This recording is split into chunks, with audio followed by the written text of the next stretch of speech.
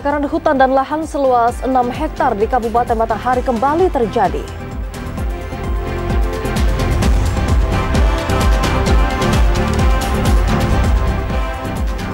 Pemerintah Provinsi Jambi mendapatkan penghargaan bergengsi dari Badan Pusat Statistik.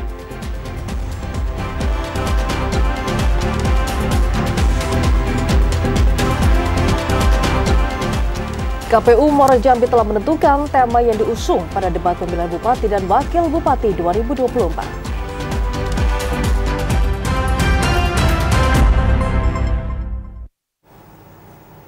Selamat sore pemirsa, hari ini Jumat 25 Oktober 2024, Jambi hari ini hadir kembali menyapa Anda dengan beragam informasi aktual dari Provinsi Jambi. Ya, selain 3 berita utama tadi, redaksi kami juga telah menyiapkan sejumlah informasi penting dan menarik lainnya untuk Anda. Bersama saya Alhimni Raihan. Dan saya Vidya Francisca, inilah Jambi hari ini selengkapnya. Mengawali Jambi hari ini dalam segmen menuju Pilkada 2024. Saudara, KPU Muara Jambi yang telah menentukan tema yang diusung pada debat pemilihan Bupati dan Wakil Bupati 2024. Penentuan tema ini sesuai dengan RPJPD Kabupaten Muara Jambi 2025-2045. Berbagai kesiapan telah dilakukan Komisi Pemilihan Umum Kabupaten Muara Jambi dalam menghadapi pelaksanaan debat terbuka pemilihan Bupati dan Wakil Bupati. Mulai dari penentuan tim perumus dari akademisi, tokoh masyarakat, dan profesional. KPU juga telah menentukan tema besar yang diangkat pada debat pertama, yakni akselerasi pembangunan menuju Muara Jambi yang mandiri, maju, adil, dan berkelanjutan. Tema yang diusung kali ini selaras dengan rencana pembangunan jangka panjang daerah Kabupaten Muara Jambi 2025 hingga 2045. Komisioner KPU Muara Jambi, Divisi Sosialisasi Pendidikan Pemilih, Partisipasi Masyarakat, dan Sumber Daya Manusia, Desmar Dewi mengatakan, debat akan digelar pada tanggal 2 November mendatang yang direncanakan akan berlangsung di Gedung Serbaguna, kawasan perkantoran Bupati Muara Jambi. Berkaitan dengan RPJPD Kabupaten Muara Jambi, di mana bagaimana tentang perekonomiannya, terus tentang kedudukannya dan segala macamnya, sosialnya, dan juga mungkin semuanya yang mungkin yang ada menjadi suatu persoalan-persoalan yang Kabupaten Muara Jambi kita akan bahas. Materi debat akan dibahas dalam 180 menit dengan membagikan antar sesi calon bupati dan wakil bupati. Pada pelaksanaan nantinya, KPU juga akan melibatkan akademisi dan pakar sebagai panelis debat. Azam Afnan, TVRI Jambi, melaporkan. Sementara itu, saudara, debat pertama Pilkada di Kabupaten Tanjung Jabung Timur nanti akan digelar pada pekan debat. Debat kali ini akan mengusung tema pembangunan kesejahteraan masyarakat berbasis potensi daerah. KPU Kabupaten Tanjung Jabung Timur siap menggelar debat pertama pemilihan Bupati dan Wakil Bupati Tanjung Jabung Timur. Debat ini akan dilaksanakan di Gedung DPRD Kabupaten Tanjung Jabung Timur pada Jumat 1 November 2024 mendatang. Debat ini akan dibagi menjadi 6 segmen yang menarik, yakni segmen pertama akan diisi dengan pemaparan visi dan misi pasangan calon, kemudian segmen kedua pendalaman visi dan misi, lalu segmen ketiga penajaman visi dan misi. Selanjutnya, pada debat ini juga akan menghadirkan sesi tanya-jawab menarik antar kedua pasangan calon di segmen keempat dan kelima. Dan segmen ke-6 merupakan sesi kata-kata penutup pasangan calon. Komisioner KPU Kabupaten Tanjung Jabung Timur, Irawan Sunarta mengatakan, tahapan debat ini bertujuan untuk memberikan informasi yang jelas kepada masyarakat mengenai visi dan misi masing-masing pasangan calon. Sesuai juknis itu ada 6 segmen. Segmen pertama itu pembuka, penyampaian misi-misi. Segmen kedua itu pendalaman misi-misi, yang segmen ketiga itu penajaman visi-misi, selanjutnya segmen keempat itu saling bertanya satu sama lainnya, dan kelima juga begitu, dan segmen keenam itu tentang closing statement setiap pasangan calon. Debat ini akan disiarkan langsung oleh stasiun TVRI Jambi untuk memberikan kesempatan bagi masyarakat Kabupaten Tanjung Jabung Timur untuk menyaksikan dan memahami kriteria calon pemimpin mereka ke depan. Diperkirakan debat berlangsung selama 180 menit termasuk 30 menit waktu iklan. serta KPU membatasi masing-masing pasangan calon hanya membawa simpatisan sebanyak 76 orang. Kliva Patria, TVRI Jambi melaporkan. Saudara, sebanyak 1.824 pemilih pemula yang masuk ke dalam DPT Pilkada Serentak 2024 Kabupaten Kerinci belum melakukan perekaman KTP elektronik. Dan untuk itu informasi selengkapnya akan disampaikan oleh kontributor TVRI Jambi Ilwan Pasroni langsung dari Kabupaten Kerinci. Halo, selamat sore Ilwan. Bagaimana informasi terbaru terkait perekaman KTP elektronik bagi pemilih pemula yang berada di Kabupaten Kerinci, Ilwan? Baik, terima kasih Rehan dan juga pemirsa TVRI Jambi. Dari Kabupaten Kerinci dapat saya laporkan berdasarkan data dari Dinas Kependudukan dan Pencatatan Sipil Kabupaten Kerinci bahwa saat ini masih terdapat sebanyak 1.824 pemilih pemula di Kabupaten Kerinci yang terdaftar ke dalam daftar pemilih tetap pada Pilkada Serentak tahun 2024 belum melakukan perekaman KTP elektronik.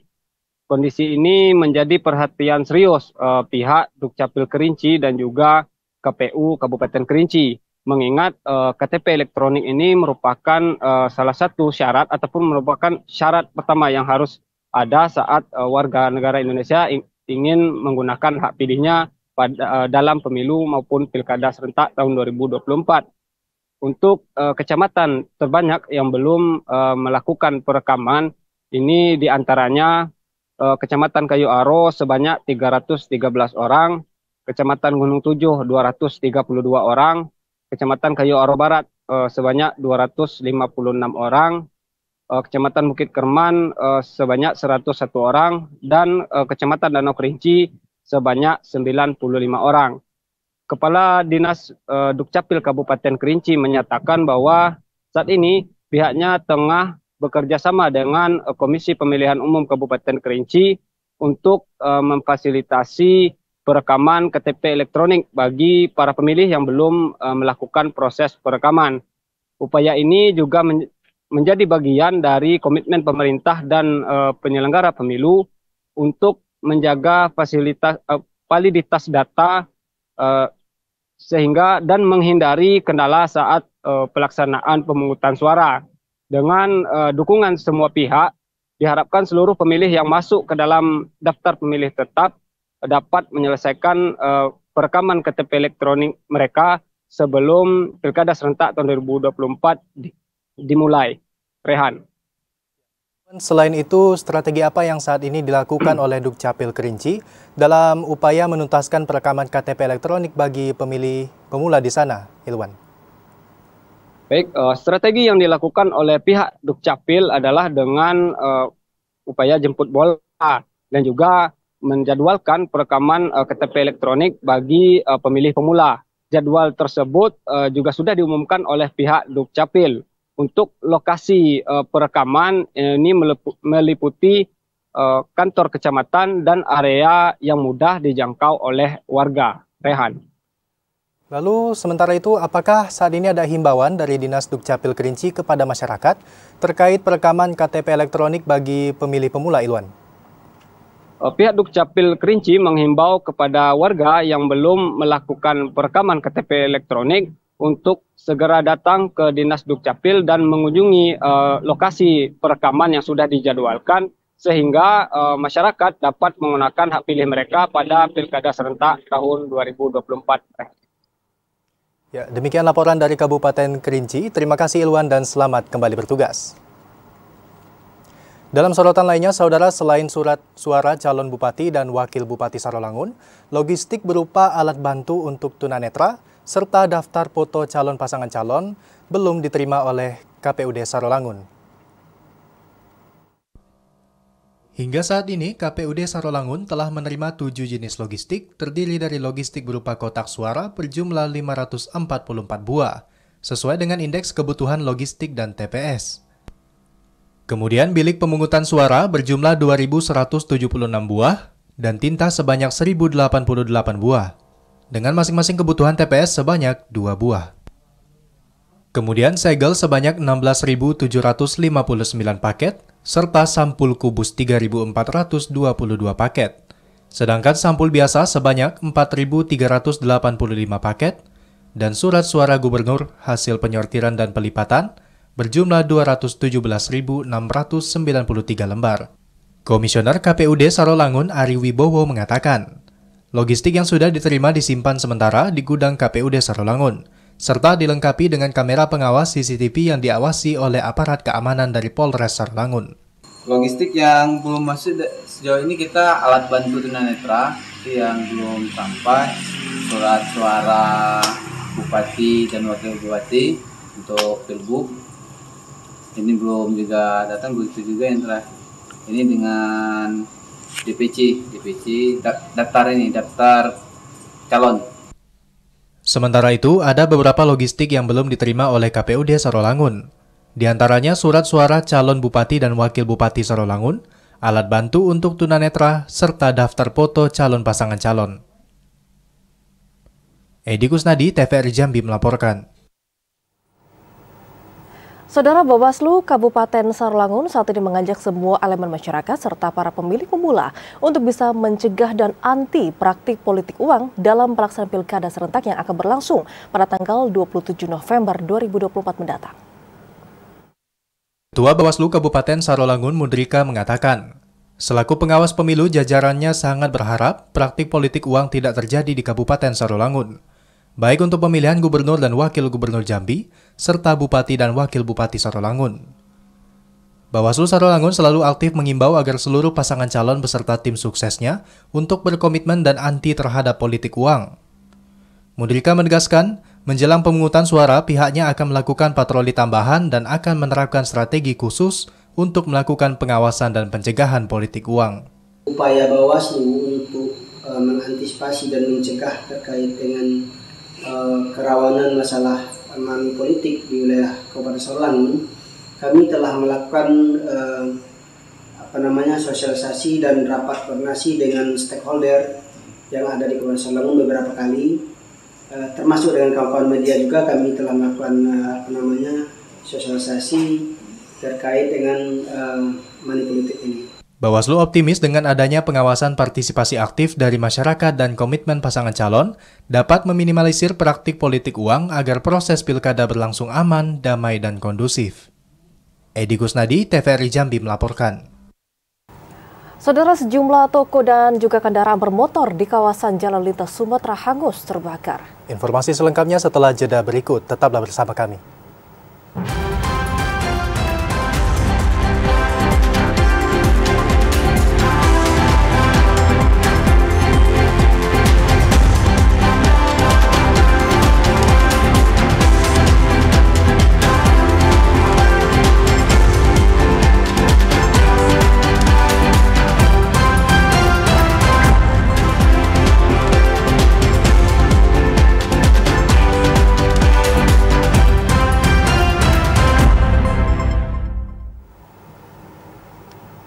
Saudara, Anda kembali menyaksikan Jambi hari ini. Kebakaran hutan dan lahan di Kabupaten Batanghari kembali terjadi pada Kamis sore kemarin. Petugas membutuhkan waktu hingga 2 jam untuk memadamkan api di lokasi lahan terbakar tersebut. Bencana kebakaran hutan dan lahan di Kabupaten Batanghari kembali terjadi di Desa Rantau Puri, Kecamatan Muara Bulian pada Kamis sore kemarin. Terdapat seluas 6 hektar lahan kebun kelapa sawit di lokasi hangus terbakar. Dari kejadian tersebut, pihak BPBD Batanghari dibantu pihak kepolisian serta warga setempat melakukan upaya pemadaman. Dibutuhkan waktu 2,5 jam untuk dapat memadamkan api tersebut. Kepala Pelaksana BPBD Batanghari Ansori mengatakan, jika karhutla terjadi berada di atas lahan perkebunan milik warga, diduga adanya aktivitas dari oknum warga yang ingin membuka lahan perkebunan baru di dekat lokasi kebakaran lahan. Sehingga dengan kondisi angin yang kencang membuat api dengan cepat meluas ke area perkebunan tersebut. Biasanya di RT 08 Desa Rantau Puri. Dapat laporan, kami langsung bergerak bersama anggota kalau menuju ke TKP. Kalau lahan luasan terbakar sejumlah 6 hektar. Luas 6 hektar yang terbakar. Pihak BPBD pun terus mengimbau masyarakat, khususnya pemilik lahan perkebunan, untuk tidak melakukan aktivitas pembukaan lahan dengan membakar. Ade Juniawan, TVRI Jambi melaporkan. Sementara itu, Saudara, 7 unit toko dan juga 2 unit kendaraan bermotor di kawasan Jalan Lintas Sumatera terbakar pada Jumat dini hari tadi. Diduga kebakaran ini disebabkan karena adanya pembakaran sampah hingga menyambar material bangunan di lokasi kejadian.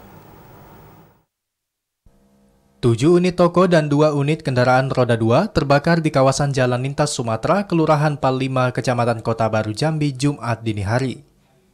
Material bangunan yang mudah terbakar membuat api dengan cepat membesar dan menghabiskan material bangunan di lokasi kejadian. Diduga kebakaran ini disebabkan adanya pembakaran sampah di lokasi kejadian hingga mengakibatkan api menyambar ke sejumlah toko yang tidak jauh dari lokasi pembakaran. Kepala Bidang Pemadam Kebakaran dan Penyelamatan Kota Jambi, Budi Siswanto mengatakan, setelah mendapat laporan tersebut, 7 unit armada dikerahkan ke lokasi kejadian. Api berhasil dipadamkan setelah dilakukan pemadaman selama 2 jam lebih. Tidak ada korban jiwa pada insiden ini, namun disinyalir korban mengalami kerugian mencapai ratusan juta rupiah. Ini hari Jumat, tanggal 25 Oktober 2024, kami mendapat laporan dari masyarakat tepat pukul 2.35 terjadi kebakaran kios banyak 7 unit dan alhamdulillah kami dapat menanganinya selama 3 jam. Api dapat kami padamkan dan kami laksanakan itu mengerahkan personil sebanyak 30 orang dan 7 unit armada. Kemudian dalam pelaksanaan tersebut, dalam kebakaran tersebut tidak terjadi korban jiwa. Sementara itu, masyarakat dihimbau untuk tetap waspada terhadap potensi kebakaran dengan memperhatikan jaringan listrik hingga tidak membakar sampah di area yang mudah terbakar. Asar, TVRI Jambi melaporkan. Seluruh wilayah di Provinsi Jambi telah memasuki awal musim hujan. Namun berdasarkan catatan BMKG di beberapa wilayah masih belum turun hujan dan cuaca cenderung panas akibat perubahan cuaca lokal. Badan Meteorologi, Klimatologi, dan Geofisika BMKG Provinsi Jambi memprediksi seluruh wilayah di Provinsi Jambi telah memasuki musim hujan. Namun dari 11 kabupaten kota di Provinsi Jambi, hanya Kabupaten Tanjung Jabung Timur yang baru sebagian mengalami musim hujan. Koordinator Data dan Informasi BMKG Provinsi Jambi Nabila mengatakan, dalam 1 pekan ke depan, potensi hujan masih akan terus terjadi. Namun, beberapa hari ini cuaca masih cenderung panas akibat adanya perubahan cuaca yang bersifat lokal. Sekarang ini kalau berdasarkan data monitoringnya, seluruh Provinsi Jambi sudah memasuki musim hujan, kecuali di wilayah kabupaten, sebagian wilayah Kabupaten Tanjung Jabung Timur. Untuk perakiraan kurang lebih 1 minggu ke depan, karena kita sudah memasuki musim hujan, jadi memang umumnya itu di seluruh Provinsi Jambi berpotensi terjadi hujan ringan hingga lebat. Masyarakat Provinsi Jambi juga diminta untuk mewaspadai tingginya intensitas hujan, karena dikhawatirkan potensi bencana lebih mudah terjadi. Joko, TVRI Jambi, melaporkan. Saudara, penjabat sementara Gubernur Jambi Sudirman menekankan pentingnya inovasi dan kreasi untuk meningkatkan minat baca masyarakat. Informasi selengkapnya saudara kami hadirkan usai jeda sesaat lagi.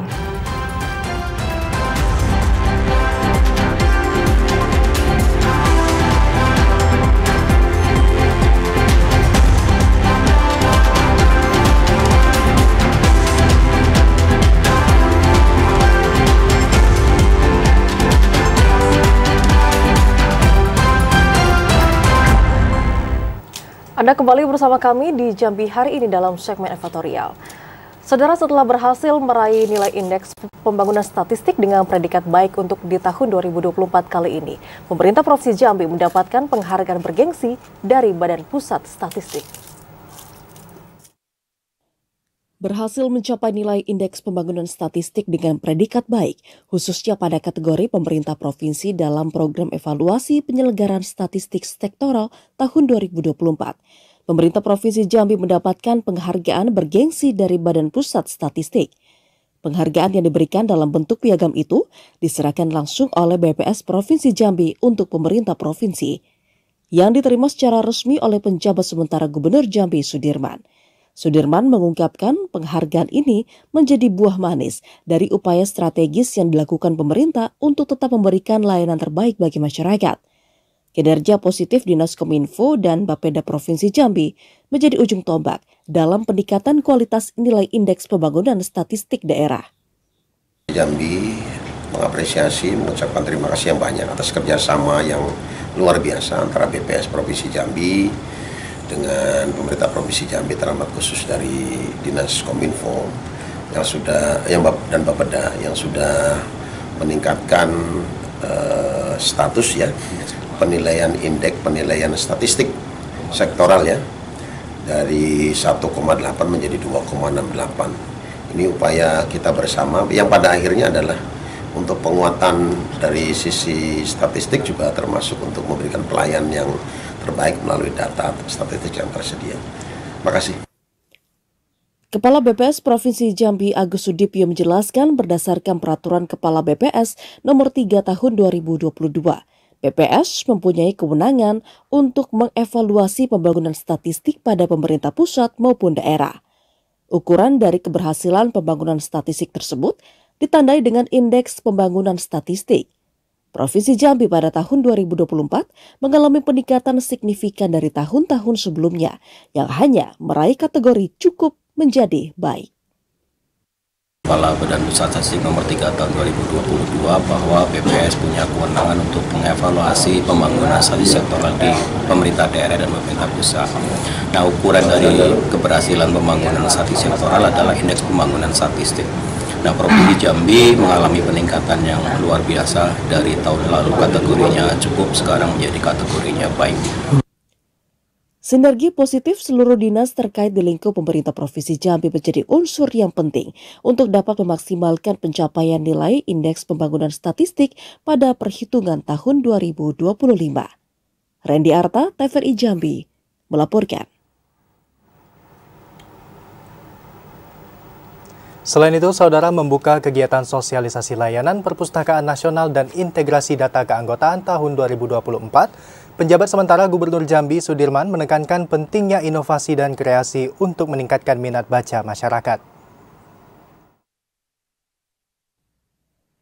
Penjabat sementara Gubernur Jambi Sudirman menekankan pentingnya inovasi dan kreasi dalam upaya meningkatkan minat baca masyarakat di seluruh daerah. Hal tersebut diungkapkan Sudirman pada saat membuka kegiatan sosialisasi layanan Perpustakaan Nasional dan Integrasi Data Keanggotaan atau SAKTI tahun 2024 yang dilaksanakan oleh Dinas Perpustakaan dan Arsip Daerah Provinsi Jambi. Program Kartu Sakti menjadi langkah inovatif yang sangat dibutuhkan untuk memudahkan layanan perpustakaan bagi masyarakat, khususnya dalam mengakses koleksi baru di Perpustakaan Nasional Republik Indonesia. Kartu Sakti diharapkan lebih memudahkan masyarakat untuk mengunjungi, mengakses, maupun memanfaatkan bahan perpustakaan bermutu yang tersedia di Perpustakaan Nasional. Keberadaan perpustakaan Kartu Sakti yang dapat diminati oleh masyarakat daerah akan menciptakan peluang baru bagi seluruh perpustakaan di Provinsi Jambi untuk terus memperluas dan modernisasi layanan. Mengoptimalkan pembangunan budaya literasi menjadi jembatan strategis untuk bisa mewujudkan sumber daya manusia yang unggul. Mudah-mudahan akses layanan yang mempermudah bagi masyarakat untuk memperoleh informasi dan sumber-sumber bacaan itu bisa tersosialisasikan dengan baik, dan yang paling penting adalah upaya termasuk juga minat baca masyarakat Provinsi Jambi juga semakin meningkat ya. Semakin mudah layanan, semakin mempermudah orang untuk memperoleh informasi.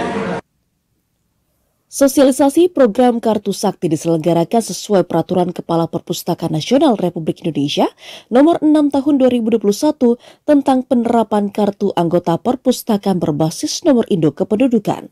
Randy Arta, TVRI Jambi, melaporkan. Kita ke sorotan lainnya, Saudara. PJ Bupati Kerinci Asraf menyerahkan bantuan bagi para korban kebakaran di Desa Siulak Panjang, Kecamatan Siulak, Kabupaten Kerinci. Bantuan yang diberikan diharapkan dapat meringankan beban dari keluarga korban yang terdampak dari musibah tersebut. Penjabat Bupati Kerinci Asraf menyerahkan bantuan kepada para korban kebakaran di Desa Siulak Panjang, Kecamatan Siulak, Kabupaten Kerinci yang terjadi beberapa hari lalu. Bantuan ini diterima langsung oleh para korban yang rumahnya hangus terbakar, yakni Sidarni, Darina, dan Adril Pani. Bantuan yang diserahkan berupa peralatan rumah tangga, makanan, dan sejumlah uang tunai. Penjabat Bupati Kerinci Asraf menyatakan rasa duka yang mendalam atas musibah yang menimpa para korban. Asraf berharap bantuan yang diberikan dapat meringankan beban keluarga korban musibah tersebut. Jadi mudah-mudahan bantuan yang kita berikan ini sedikit mengobat luka ya, dari korban kebakaran, karena bagaimanapun juga dari kebakaran ini tentu semuanya sudah habis, hanya pakaian yang di badan saja yang bisa diselamatkan. Jadi ini kita betul-betul menyampaikan rasa belasungkawa, rasa prihatin yang sedalam-dalamnya. Sebelumnya, musibah kebakaran 3 unit rumah warga yang terjadi di Desa Siulak Panjang tersebut telah menimbulkan kerugian material yang besar, namun tidak ada korban jiwa yang dilaporkan. Masyarakat dan pemerintah setempat bekerja sama untuk memulihkan kondisi wilayah tersebut pasca kebakaran yang terjadi. Ilwan, TVRI Jambi melaporkan. Saudara, tim unit Reskrim Polsek Jelutung meringkus 2 orang warga yang melakukan tipu daya terhadap seorang tukang sapu jalanan. Informasi selengkapnya setelah jeda berikut, tetaplah bersama kami.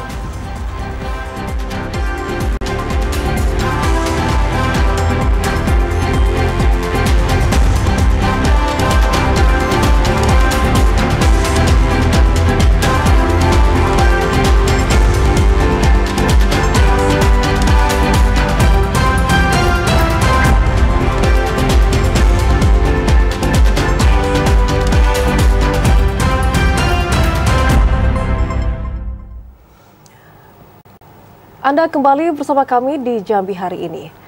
Saudara, 2 orang tersangka dalam kasus pemalsuan dokumen di kapal PT SBS Jambi ditangguhkan masa tahanannya. Hal tersebut dikabulkan oleh pihak kepolisian lantaran mendekati habisnya masa 60 hari penahanan di Rutan Polda Jambi. Dan untuk bisa mengetahui informasi selengkapnya, saudara, saat ini kita sudah terhubung dengan kontributor TVRI Jambi, Ari Haryono.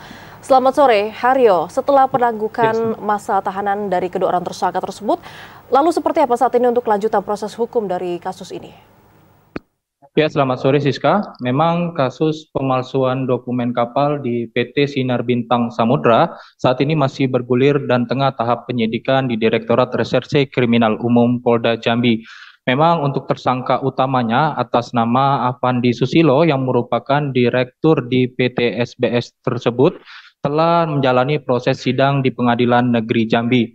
Namun untuk kedua tersangka lainnya yang saat ini masih dalam tahap pemberkasan atau memang penyidik sedang menunggu petunjuk dari Jaksa Penuntut Umum atau P19.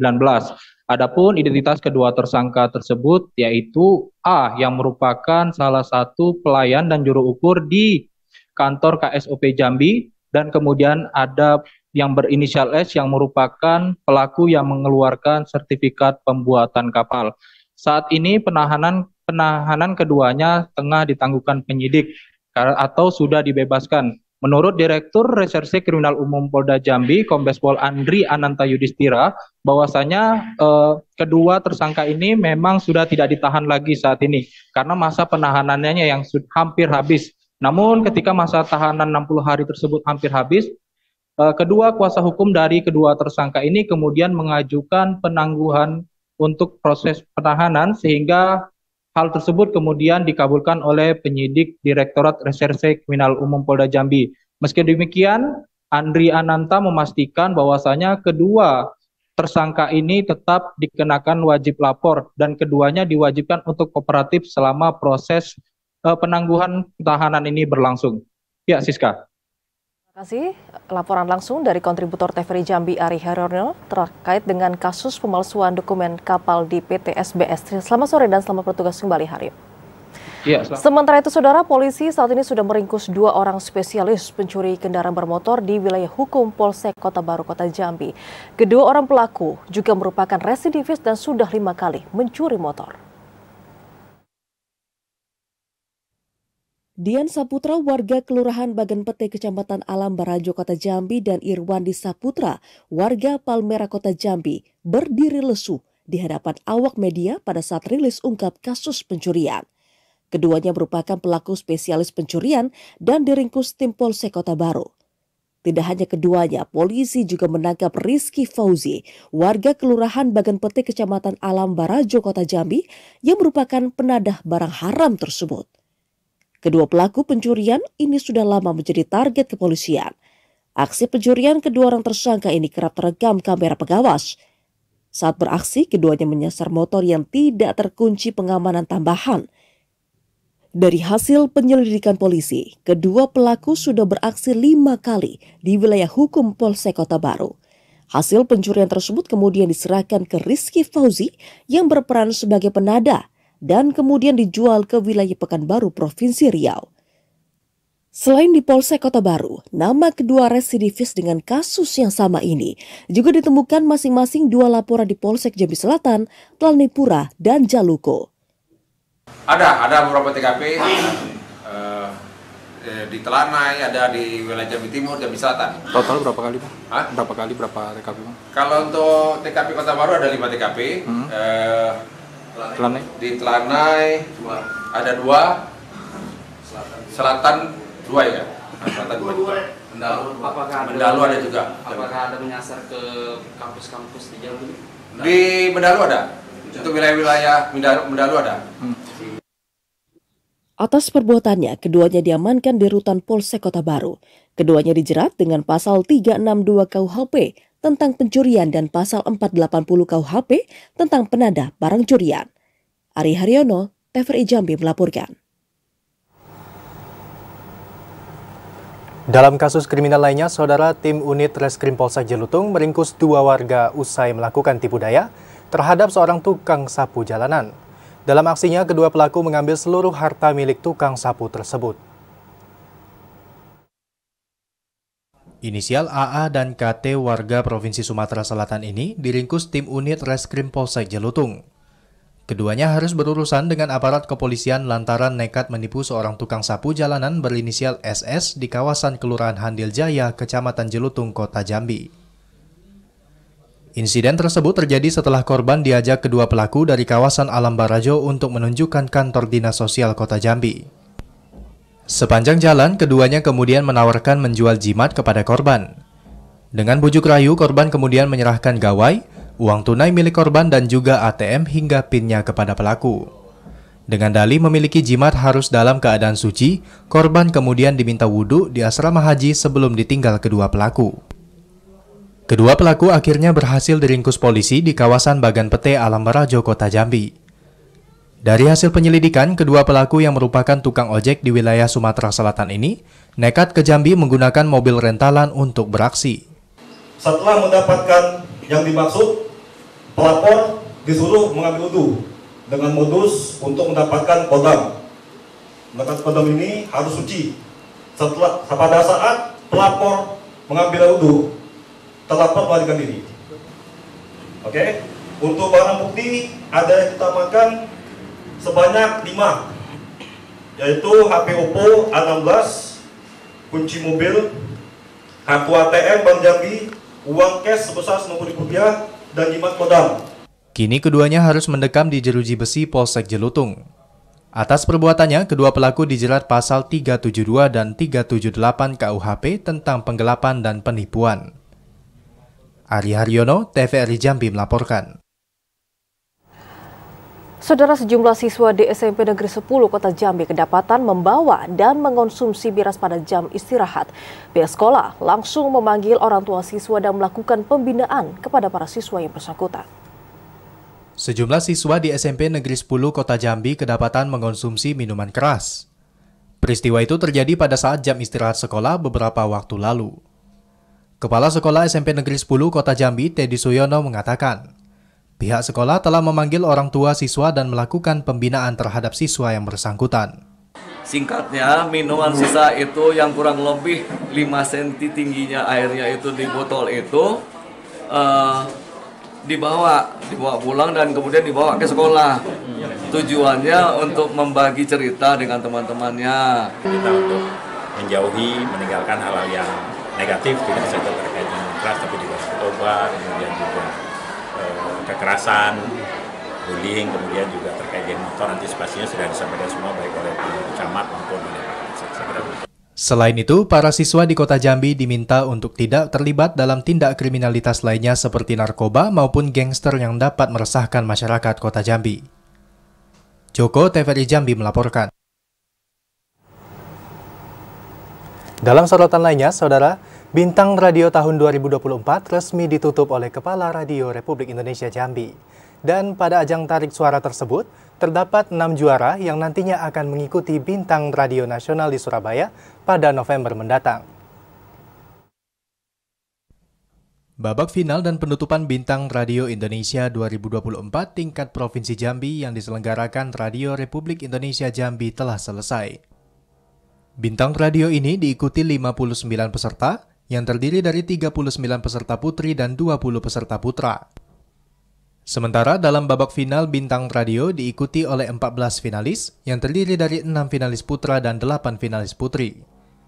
Pada Bintang Radio tahun 2024 ini terdapat 6 juara, yaitu kategori putra juara 1 diraih Imam Prawiro, juara 2 Adzani Fajri dan juara 3 David Tamba.